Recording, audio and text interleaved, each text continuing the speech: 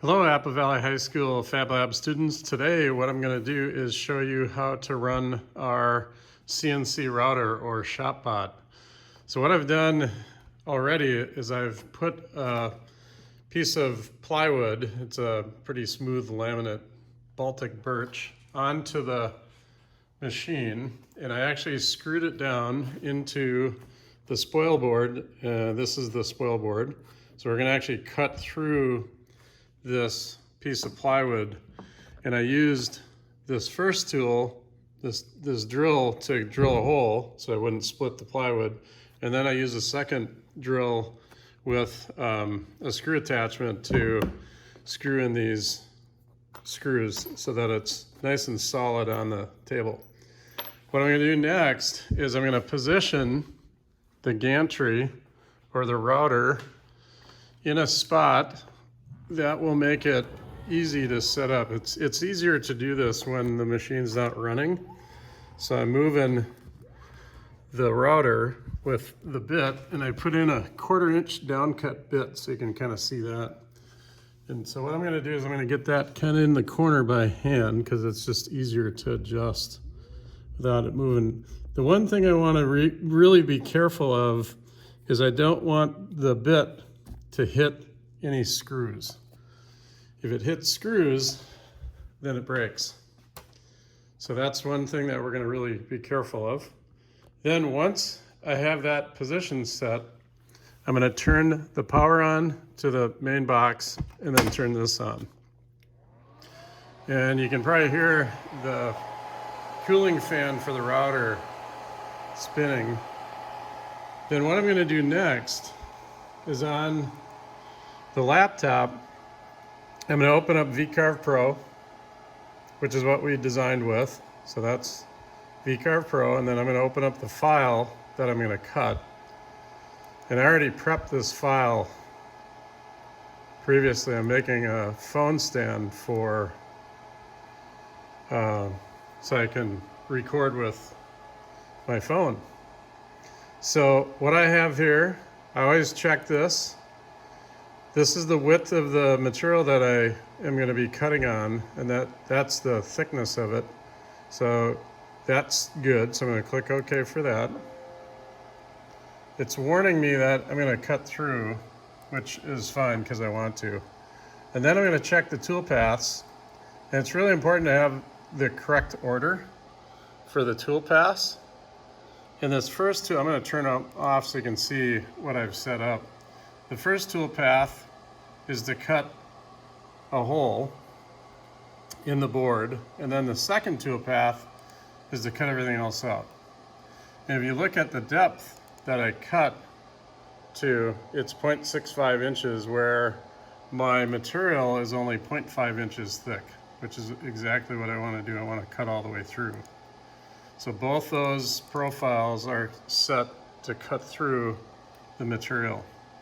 The other thing I did too is I made a little bit of an offset, 0.02 of an inch, and that's so when I put these pieces together to glue them, they'll stick together pretty easily. And now I'm ready to run it. So what I'm going to do is I'm going to pause it. I got to turn on the fan, the dust collection system, so I got to run into the other room to do that. But I'm ready to cut this. Before I do that, I'm going to turn on, this is the software that actually runs the machine. So it's starting these controls. And now, because I have this on, the machine is actually controlled by the computer now. So what I'm going to do first is I'm going to zero the X and Y axis. And it's giving me a little warning to set the controls, so I have to hit the reset button here. And you heard it click. That means that the safety features are now connected. So I'm going to open up this link, and what I'm going to do is I'm going to reset the X and Y axis. So I'm going to check those. I've moved it into the position that I want for X and Y manually. Now I got to tell the computer where it is. So that's good to go. Next, what I'm going to do is zero the Z height. So I'm going to click that, and I'm going to move to the starting point. It moves in about 5 inches. So what I'm going to do next is take this and actually clip it to the bit, and then I'm going to take this piece and hold that underneath. It's going to be kind of fun to do with holding the camera. So then what I'm going to do is click OK, and that's going to measure the height to the top of the wood. So I'm going to pause it here, and I'm back. So what I did is I zeroed that Z height, and it gives me a warning that I've done that. So I'm going to click OK, and now we're pretty much ready to run this profile.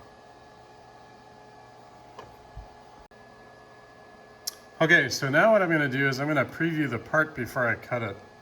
I'm going to do this without the dust collection turned on because it's so loud.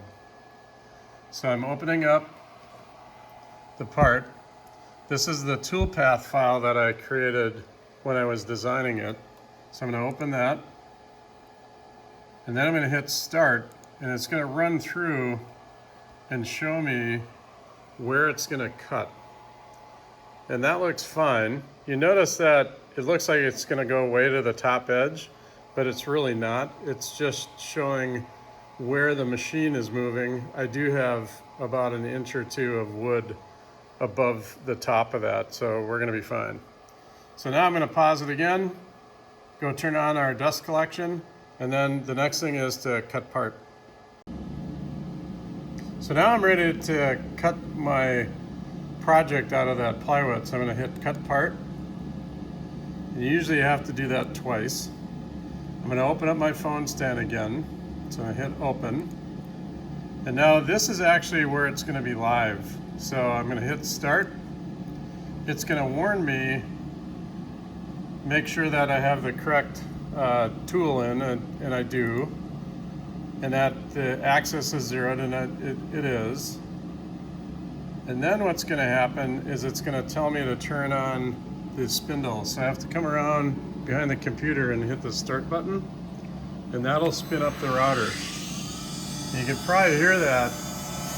It's spinning at a really high rate of speed right now, and it's in the pause position. So now once I've done that, I can hit OK, and it should start running through the profile.